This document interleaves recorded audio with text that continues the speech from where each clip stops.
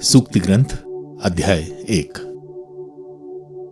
Israel के राजा दाऊद के पुत्र सुलेमान की सूक्तियां, जिसमें मनुष्य प्रज्ञा और अनुशासन ग्रहण करे, गंभीर वचनों का अर्थ समझे, संयमपूर्ण जीवन बिताने की शिक्षा, न्याय, कर्तव्य बोध और सच्चाई प्राप्त करे, भोले भाले लोगों की समझदारी और नवयुवकों को ज्ञान और विवेक मिले।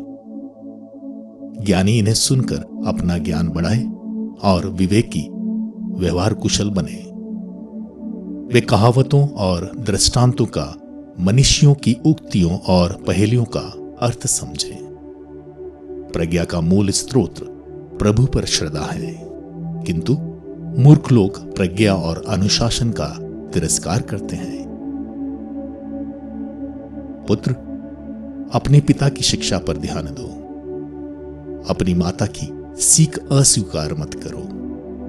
यह मानो तुम्हारे सिर का सुंदर मुकुट होगा, तुम्हारे कंठ को सुशोभित करने वाली माला। पुत्र, यदि पापी लोग तुमको लुभाना चाहें तो उनकी बात मत मानो। यदि वे कहें, आओ हमारे साथ चलो, हम घात लगाकर किसी का वध करें, हम अकारण किसी निर्दोष व्यक्ति की ताक में रहें, हम अधोलोक की तरह उन्हें जीवित ही निगल लें, कब्र में उतरने वालों की तरह उन्हें पूर्ण रूप से समाप्त करें।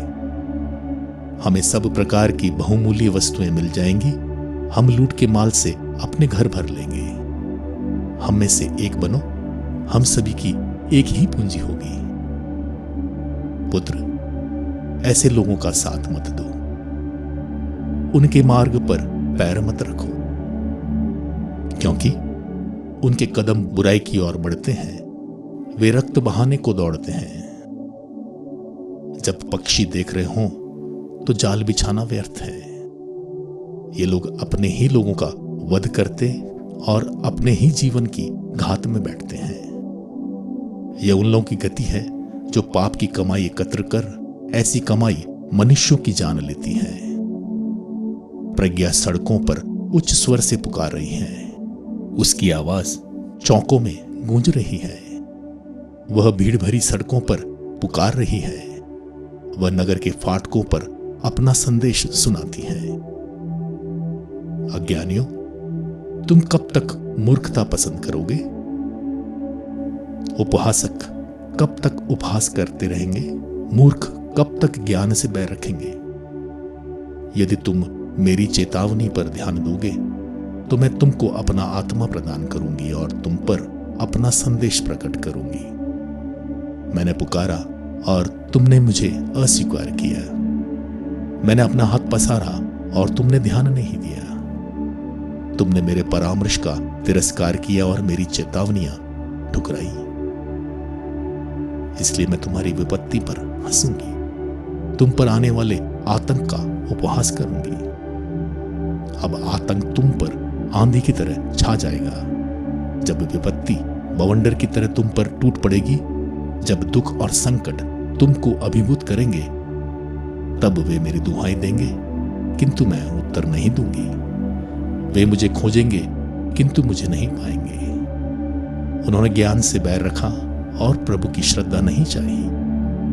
उन्हें मेरा परामर्श पसंद नहीं आया, उन्होंने मेरी चेतावनी का तिरस्कार किया, इसलिए वे अपने आचरण का फल भोगेंगे। वे अपनी योजनाओं के परिणाम से तृप्त किए जाएंगे। अज्ञानियों की अवज्ञा उन्हीं को मारती है, मूर्खों का अविवेक उनका ही सर्वनाश करता है, किंतु जो मेरी बातों पर ध्यान देता है वह सुरक्षा में जीवन बिताएगा, वह शांति में रहकर विपत्ति से नहीं डरेगा।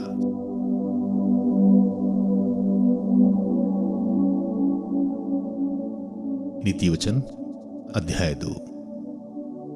पुत्र, यदि तुम मेरे शब्दों पर ध्यान दोगे, मेरी आज्ञाओं का पालन करोगे, प्रज्ञा की बातें कान लगाकर सुनोगे और सत्य में मन लगाओगे, यदि तुम विवेक की शरण लोगे और सद्बुद्धि के लिए प्रार्थना करोगे, यदि तुम उसे चांदी की तरह ढूंढते रहोगे और खजाना खोजने वाले की तरह उसके लिए खुदाई करोगे तो तुम प्रभु भक्ति का मर्म समझोगे और तुम्हें ईश्वर का ज्ञान प्राप्त होगा, क्योंकि प्रभु ही प्रज्ञा प्रदान करता और ज्ञान तथा विवेक की शिक्षा देता है।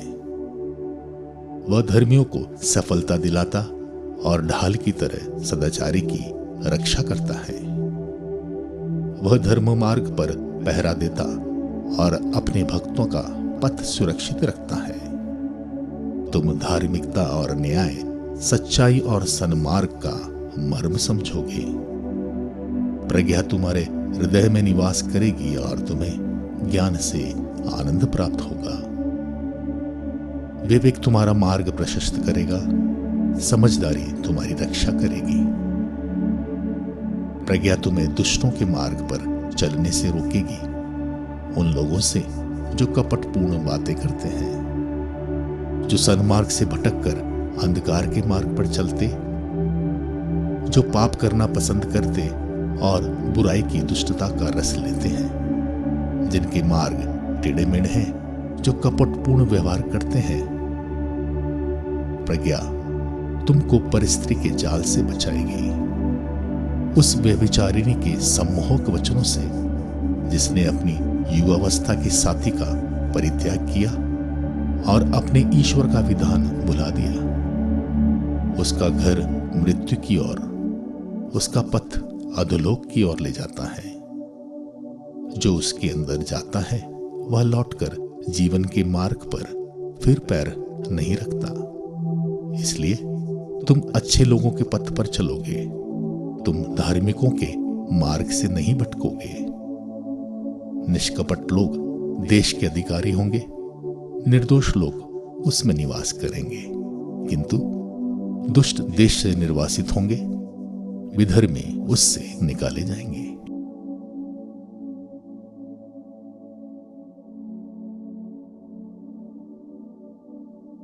नीति वचन अध्याय 3। पुत्र, मेरी शिक्षा को मत भुलाओ, मेरी आज्ञाओं को अपने हृदय में संजोए रखो, क्योंकि वे तुम्हें लंबी आयु और बड़ी शांति प्रदान करेगी। प्यार और ईमानदारी को अपने से अलग नहीं करो, उन्हें अपने गले में बांध लो, अपने हृदय के पटल पर अंकित कर लो। इस प्रकार तुम ईश्वर और मनुष्य की दृष्टि में कृपा और सुयश के पात्र बनोगे। तुम सारे हृदय से प्रभु का भरोसा करो, अपनी बुद्धि पर निर्भर मत रहो, अपने सब कार्यों में उसका ध्यान रखो। वह तुम्हारा मार्ग प्रशस्त करेगा। अपने को बुद्धिमान मत समझो, प्रभु पर श्रद्धा रखो और बुराई से दूर रहो। इससे तुम्हारे शरीर को स्वास्थ्य और तुम्हारी हड्डियों को नवजीवन मिलेगा। अपनी संपत्ति से प्रभु का सम्मान करो, उसे अपनी उपज का दशमांश चढ़ाओ। इससे तुम्हारे बखार अनाज से भरे रहेंगे और तुम्हारे कोल्हुओं में अंगूरी छलकेगी। पुत्र, प्रभु के अनुशासन की अपेक्षा मत करो और उसकी फटकार का बुरा मत मानो, क्योंकि जिस प्रकार पिता अपने प्रिय पुत्र को दंड देता है, उसी प्रकार प्रभु जिसे प्यार करता है उसे दंड देता है। धन्य है वह मनुष्य जिसे प्रज्ञा मिलती है, जिसने विवेक पा लिया है।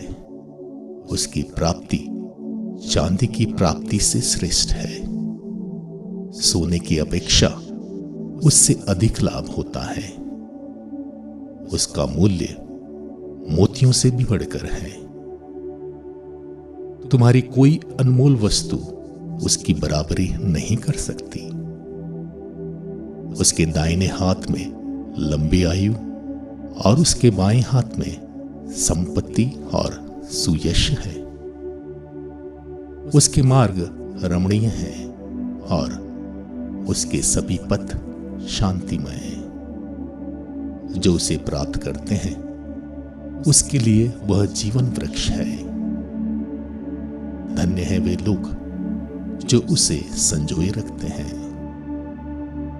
प्रभु ने प्रज्ञा से पृथ्वी को स्थापित किया, उसके विवेक से आकाश को सुदृढ़ किया, उसके ज्ञान से पानी महागर्त से फूट निकला और ओस बादलों से टपकने लगी।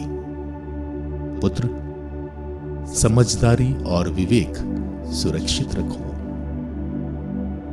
उन्हें अपनी आंखों से ओझल न करो, जिससे वे तुमको जीवन प्रदान करें और तुम्हारे कंठ की माला बने। इस प्रकार तुम अपने मार्ग पर निरापद आगे बढ़ोगे और तुम्हारे पैरों को ठोकर नहीं लगेगी। तुम निर्भय होकर लेटोगे और लेटने पर तुम्हें सुख की नींद आएगी। तुम ना तो अचानक आ पड़ने वाले आतंक से और ना दुष्टों के आक्रमण से डरोगे, क्योंकि प्रभु तुम्हारा साथ देगा और जाल से तुम्हारे पैरों की रक्षा करेगा। पुत्र, यदि यह तुम्हारी शक्ति के बाहर ना हो तो जिससे आभारी हो उसका उपकार करो। यदि तुम दे सकते हो तो अपने पड़ोसी से यह न कहो, चले जाओ फिर आना, मैं तुम्हें कल दूंगा। जो पड़ोसी तुम पर विश्वास रखता है उसके विरुद्ध षड्यंत्र मत रचो, जिससे तुम्हारे साथ कोई अन्याय नहीं किया जाए। जिसने तुम्हारे साथ कोई अन्याय नहीं किया उस मनुष्य से अकारण झगड़ा मत करो। विधर्मी से ईर्ष्या मत करो और उसके किसी मार्ग पर पैर न रखो, क्योंकि प्रभु दुष्टों से घृणा करता और सदाचारियों को अपना मित्र बना लेता है। दुष्ट के घर पर प्रभु का अभिशाप पड़ता है, किंतु वह धर्मी के घर को आशीर्वाद देता है। प्रभु घमंडियों को नीचा दिखाता और दीनों को अपना कृपा पात्र बना लेता है। बुद्धिमान लोगों को सम्मान मिलेगा और मूर्खों का तिरस्कार किया जाएगा।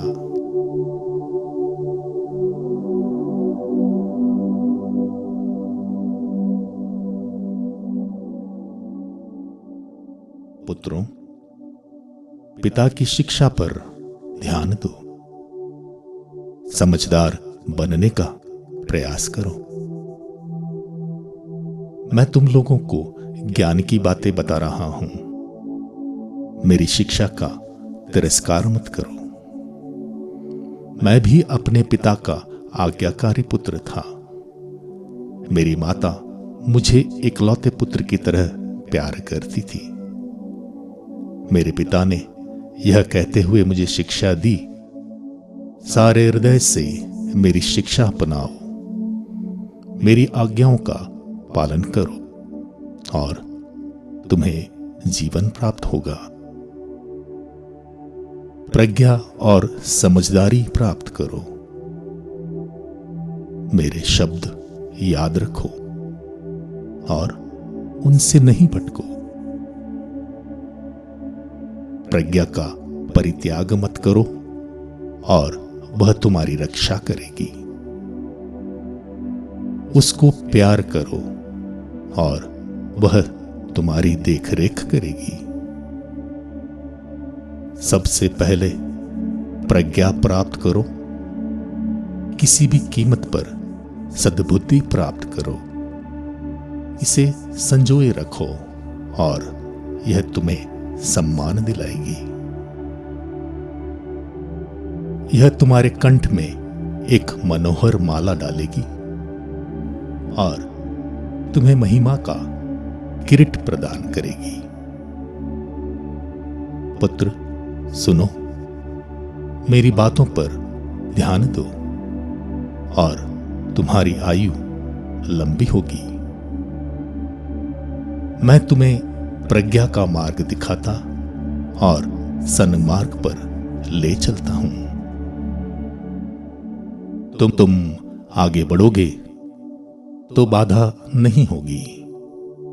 तुम दौड़ने लगोगे तो ठोकर नहीं खाओगे। इस शिक्षा को ग्रहण करो, इसे कभी मत छोड़ो, इसे संजोए रखो, क्योंकि यह तुम्हारा जीवन है। दुष्टों के मार्ग में प्रवेश मत करो, कुकर्मियों के पथ पर मत चलो, उनसे दूर रहो, उस पर पैर मत रखो, उससे कतरा कर आगे बढ़ो। वे पाप किए बिना सोने नहीं जाते। यदि उन्होंने किसी का पथभ्रष्ट नहीं किया तो उन्हें नींद नहीं आती। वे अधर्म की रोटी खाते और हिंसा की मदिरा पीते हैं। धर्मियों का मार्ग प्रभात के प्रकाश जैसा है, जो दोपहर तक क्रमशः बढ़ता जाता है, किंतु विधर्मियों का मार्ग अंधकारमय है। उन्हें पता नहीं कि वे किस चीज से ठोकर खाएंगे। पुत्र, मेरी बातों पर ध्यान दो, कान लगाकर मेरी शिक्षा सुनो, उसे अपनी आंखों से ओझल न होने दो, उसे अपने हृदय में संजोए रखो। वह तुम में नवजीवन का संचार करेगी और तुम्हारे शरीर को स्वस्थ रखेगी। तुम बड़ी सावधानी से अपने हृदय की रक्षा करो, क्योंकि जीवन का स्रोत उससे फूटा करता है। अपने मुख को असत्य ना बोलने दो, अपने होठों से हर प्रकार का कपट दूर रखो। तुम्हारी आंखें सीधे सामने की ओर देखा करें, तुम्हारी दृष्टि ठीक आगे की ओर टिकी रहे। जिस पथ पर चलते हो उसे ध्यान से देखो, तुम्हारे सभी मार्ग निरापद हों। तुम ना तो बाएं भटको और ना दाएं, बुराई के पथ पर पैर मत रखो।